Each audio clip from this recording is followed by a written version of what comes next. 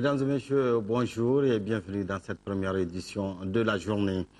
L'hivernage, de fortes pluies se sont abattues sur le district de Bamako hier matin. Des dégâts matériels très importants ont été enregistrés au commissariat du 13e arrondissement de Yirimadio. Selon les habitants des quartiers sillonnés par notre équipe de reportage, ces inondations sont dues à la construction anarchique des habitations et au manque de curage des caniveaux. Un reportage de Moussa Fani. C'est aux environs de 8h30 que la pluie a commencé à arroser les quartiers de la capitale. Une pluie suffisamment forte pour inonder certains d'entre eux. Conséquence, des véhicules en panne rendant la circulation plus difficile.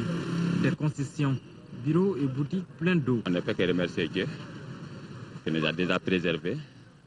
En tout cas, nous a donné certains moyens pour pouvoir se arranger sur là-dessus, pour pouvoir récupérer toutes nos affaires quand même en mettant sur nos lits et nos machins avant qu'on puisse faire autre chose d'abord. On ne doit pas donner des terrains aux gens sans faire un plan. Il y a des gens qui contribuent, il n'y a pas de plan, les zones ne sont pas viabilisées, il n'y a pas de fossé vraiment valable. Le dégât le plus important a été enregistré au commissariat du 13e arrondissement 6 à Yirimadio. Ici, on ne peut plus parler d'archivage. En effet, c'est le principal mur au bord de la rigole qui a cédé. L'eau avait atteint plus d'1 mètre de hauteur. Elle a été évacuée par l'équipe des sapeurs-pompiers avant l'arrivée de notre équipe. Mais les traces restent visibles. Tous les équipements bureautiques du commissariat sont partis en air. Des dégâts énormes et le domicile. Et tous les bureaux ont été envahis, tous les bureaux ont été saccagés. Si l'on pouvait délocaliser le commissariat même, ce serait une bonne chose. Nous les avons aidés à évacuer non seulement le personnel, les gens qui étaient encore coincés à l'intérieur, mais aussi à essayer de trouver un passage à l'eau pour diminuer le niveau de l'eau comme vous pouvez le voir. Toutes les inondations, que ce soit ici au 13e arrondissement ou bien au Mali, c'est le fait qu'il y a des constructions anarchiques. De Bozola à Yirimadio, en passant par Dadabougou et à Badalabougou, le constat est identique. 2 semaines après la forte pluie qui s'était abattue sur Bamako, voilà encore que l'eau fait des dégâts. Certes, pas de la même ampleur. En tout cas, les problèmes ne semblent pas seulement naturels. Alors, la question que nous sommes en droit de se poser est la suivante. Quel rôle doivent jouer les autorités et les habitants de la capitale pour que ce genre de situation qui met la vie des citoyens en péril ne se répète plus jamais? Coopération, la Chine a offert au Mali 16 milliards de francs CFA. La somme servira à mettre en œuvre certains projets prioritaires de développement afin de contribuer à l'amélioration des conditions de vie des populations maliennes. La signature de l'accord du don a eu lieu hier matin au ministère des Affaires étrangères et de la coopération internationale. En plus des 16 milliards de francs CFA, la Chine envisage de construire 2 nouvelles écoles primaires à Bamako. Un compte rendu de Bourama Traoré. Pas de nuages dans les relations sino-maliennes. L'illustration, c'est bien la signature de cet important accord de don, à travers laquelle la Chine met à la disposition du Mali 16 milliards de francs CFA. Confirmation de la vitalité de l'axe Pékin-Bamako.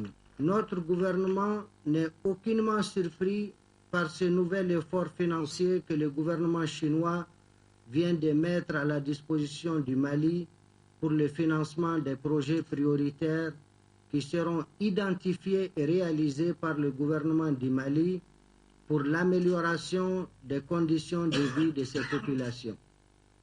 Je puis vous assurer que toutes les mesures voulues seront prises en vue d'une utilisation rationnelle des fonds ainsi mis à notre disposition. En plus des 16 milliards de francs CFA offerts au Mali, la Chine prévoit la construction de 2 nouvelles écoles primaires à Bamako. Le Mali recevra également dans les tout prochains jours une quantité importante de médicaments selon l'ambassadeur chinois. La Chine a accompagné le Mali dans ces périodes de difficultés et bien sûr l'accompagnera dans ces phases de reconstruction. C'est ainsi l'amitié entre nos deux pays conserve toujours la vigueur et la vitalité. Avec la formation du nouveau gouvernement, les relations sino-maliennes se trouvent dans un nouveau point de départ et seront portées à un palier plus élevé. De quoi rassurer le ministre Zabi Ould Sidi Mohamed. Le chef de la diplomatie malienne lève le voile sur l'assistance constante et appropriée de la Chine pour le développement économique et social du Mali. Je me réjouis de rappeler que la coopération entre le Mali et la Chine se porte bien. En témoigne sa présence permanente sur tous les chantiers de développement de notre pays. Aucun domaine de développement socio-économique du Mali n'a été négligé par la coopération sino-malienne, de l'industrie à la santé, en passant par l'agriculture, l'éducation, la sécurité, la communication et les infrastructures. La Chine a été également l'un des rares partenaires à ne pas suspendre sa coopération avec le Mali suite aux événements du 22 mars 2012. Comme dirait l'autre, on reconnaît ses amis dans les moments difficiles. Coopération toujours, le Royaume du Maroc apporte à nouveau son soutien aux personnes malades. C'est dans ce cadre que 106 médecins marocains sont arrivés dans notre pays. Il s'agira pour eux d'installer un hôpital médico-chirurgical mobile en vue de soigner gratuitement des patients. Adama Kodjo, compte rendu. Vendredi 13 septembre 2013, 2 cargos militaires s'immobilisent à l'aéroport international de Bamako-Sénou. À leur bord, des médecins marocains et des équipements de santé. Le royaume chérifien apporte ainsi au Mali son soutien dans la prise en charge gratuite des malades. Pour ce faire, les spécialistes de santé du Maroc vont installer dans notre capitale un hôpital médico-chirurgical de campagne. Il y a des médecins de différentes spécialités et je peux même vous citer un certain nombre d'exemples. Il peut s'agir de la médecine interne, médecine générale, les urgences, la pédiatrie, la gynécologie, l'obstétrique, la dermatologie, la traumatologie, la chirurgie viscérale, même la chirurgie dentaire, etc. Il y a aussi même les infirmiers qui sont spécialisés dans différentes matières. Et puis on a un laboratoire pour faire les examens biologiques. Il y a aussi un box de radiologie standard. Il y a un bloc opératoire. Il y aura aussi des salles d'hospitalisation aussi bien pour les mamans et les enfants et aussi bien pour les adultes. Ça fait partie de la tradition de coopération et de solidarité entre le Maroc et le Mali. Donc une coopération solide, basée sur une connaissance mutuelle, un respect mutuel et une histoire commune. Et bien entendu, Inch'Allah, un avenir commun. Le geste de Sa Majesté le roi Mohamed VI à l'endroit du Mali a été salué par le ministre de la Santé. C'est un geste naturel, c'est un geste de haute signification. Mais entre le Maroc et le Mali, ce don d'aujourd'hui n'est pas la première par rapport aux événements que nous vivons. Le Maroc a toujours intervenu en faveur des réfugiés du Mali et je pense que cet hôpital va être installé aujourd'hui même. Selon le ministre Koné, tout a été mis en œuvre pour que l'hôpital médico-chirurgical de campagne puisse recevoir ses premiers patients dès demain. Les conséquences de la crise du Nord, en plus de la destruction des infrastructures de développement, du pillage des denrées de première nécessité, les occupants avaient détruit un important site de dépôt de pesticides liquides destiné à la lutte contre les criquets pèlerins, des produits très dangereux pour l'homme. Il faut donc des mesures urgentes pour éviter tout désagrément. Delda Zoumana Traoré. Le site en question, dénommé Sinbourgou en Tamashek, est situé à 6 km à l'est de Gao. Il servait jusqu'à un passé récent de dépôt de pesticides destinés à la lutte contre les criquets pèlerins et autres acridiens en cas d'invasion et de dépôt de transit aux emballages de pesticides en voie d'être acheminés en Europe pour leur destruction. Ces produits en liquide hautement toxiques ayant été découverts par les occupants ne pouvaient être sous leurs yeux de profanes qu'un stock d'hydrocarbures. C'est pourquoi ils ont transporté des centaines de fûts et de bidons remplis de pesticides dans plusieurs zones de la région. Après avoir su la réalité, ils les ont abandonnés ça et là. Et certaines personnes ont recueilli ces récipients avant de les utiliser à des fins personnelles. Tels sont quelques constats faits par la mission dépêchée sur ce site. On peut dire qu'il y a un danger parce que d'autant plus qu'on a constaté même des emballages vides de ces pesticides-là avec la population. Donc, même si ce n'est pas à l'immédiat, au fil du temps, vraiment, ces gens-là peuvent courir un danger. La zone qui a connu ces différentes opérations est un oued, où l'on cultive et pratique de l'élevage.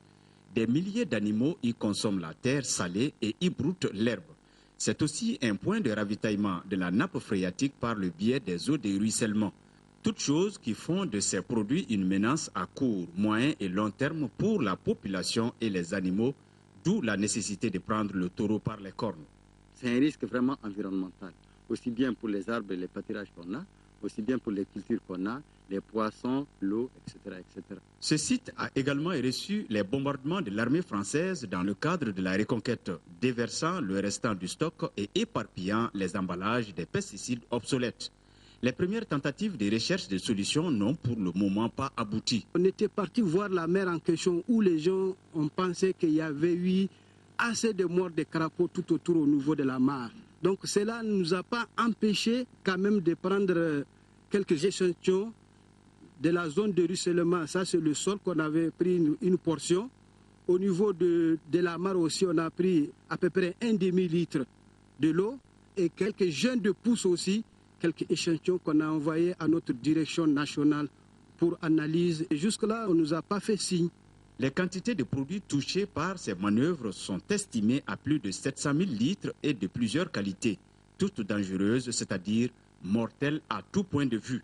On avait le disban de 140 grammes ILV, on a fait le chlorpyrifos et le diflubenzuron. C'était les 3 produits qui étaient stockés dans le magasin. C'était pour la lutte anti-acridien. Avant de trouver des stratégies de dépollution et de décontamination des zones concernées, on doit commencer par arrêter l'utilisation de nombreux bidons et fûts de ces pesticides qui servent à transporter de l'eau dans des familles.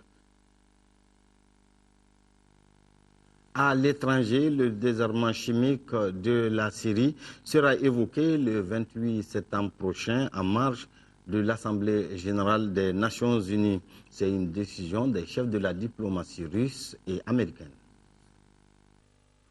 Au deuxième jour de leur rencontre à Genève sur le désarmement chimique du régime syrien, les chefs de la diplomatie américaine et russe ont annoncé qu'ils préparaient également le terrain pour une conférence internationale de paix dite Genève 2. John Kerry et Sergei Lavrov ont d'ores et déjà prévu une rencontre sur la question le 28 septembre prochain en marge de l'Assemblée générale de l'ONU. Pour voir s'il est possible à ce moment de fixer une date à cette conférence qui dépend évidemment de la capacité à progresser ici dans les prochaines heures ou prochains jours sur le sujet des armes chimiques. Alors que les deux hommes devaient reprendre les discussions depuis le Kyrgyzstan où ils participent au sommet de l'Organisation de coopération de Shanghai, Vladimir Poutine a pris la défense de Bachar el-Assad. Je pense que nous devons saluer la décision de la direction syrienne de rejoindre la Convention sur l'interdiction des armes chimiques, a-t-il dit, formulant l'espoir que ce soit un pas important vers le règlement de la crise. Auparavant, dans un entretien avec la télévision russe, le président syrien avait confirmé avoir fait cette demande à l'ONU, tout en posant des conditions pour mener le processus à son terme. Il a demandé à Washington de cesser les menaces de frappe militaire ainsi que les livraisons d'armes à la rébellion. Pour la coalition nationale de l'opposition, l'adhésion de Damas à la Convention sur les armes chimiques est destinée à tromper la communauté internationale et l'empêcher de le punir pour ses crimes. Page culture, Modibo Diarra est un artiste instrumentaliste, Bébel comme ses amis aiment l'appeler, est aussi un ancien sociétaire du Super Biton National de Ségou. Malgré son âge avancé, aujourd'hui, Modibo Diarra Bébel reste encore accroché à la musique. Notre équipe de reportage s'est intéressée à ce monument de la musique malienne. Il s'appelle Modibo Diarra Di Bébel, un artiste instrumentiste qui a su marquer son temps. L'homme est d'une remarquable habileté dans la pratique du clavier en musique. Ancien sociétaire du Super Biton, de 1973 à 1992, Modibo Diarra, du temps qu'il a passé à l'orchestre régional de Ségou, tout comme les autres sociétaires, était animé d'un sens élevé du patriotisme et du dévouement pour la cause nationale. Un engagement qui a permis au Super Biton de Ségou de remporter plusieurs fois le titre de meilleur orchestre régional. Après la biennale de 1976, Plus précisément, en 1978, le Super Biton fut sacré national. Je suis marié, j'ai 8 enfants et 14 petits-enfants dont la plupart sont là. J'ai toujours fait la musique parce que j'ai fait l'INA. J'ai enseigné la musique avant de la pratiquer. Quand j'étais muté à Ségou, l'orchestre avait un piano mais n'avait pas de pianiste. Donc quand je suis venu, j'étais le pianiste du Super Biton depuis 1973. Depuis 1992, quand le Super Biton a subi un effritement en son sein, Modibo Diarra Bébel, fidèle à son clavier, va commencer une carrière solo et intervient plus souvent pour les sonates dans le cinéma et autres. J'ai déjà fait la musique de 2 films même, Les Rois de Ségou, première et deuxième saison. Je fais les jingles, j'ai fait beaucoup de jingles pour le RTM. D'abord sa sagesse, en dehors même du cadre musical, un rassembleur et un grand organisateur. Il joue un grand rôle, aussi bien dans le passé que dans le présent. Monsieur Bébel, un homme serein, travailleur, courtois, sincère et puis franc envers tout le monde. Surtout nous, ses jeunes frères, ils nous conseillent beaucoup. Il s'entraînait la nuit. Quand je dormais, ça ne m'empêchait pas de dormir. Il y avait un piano à la maison. Il a beaucoup œuvré dans la réussite du Super Biton parce qu'il a mis au service du Super Biton son talent. À 65 ans, Modibo Diarra reste encore actif sur la scène musicale puisque les charges de la vie et de sa famille ne lui donnent plus le choix. Nous sommes au début du week-end et Modibo Diarra Bébel va animer dans le jardin du centre culturel Merouba. Ici, ceux de la même génération que lui se retrouvent pour y revivre le bon vieux temps.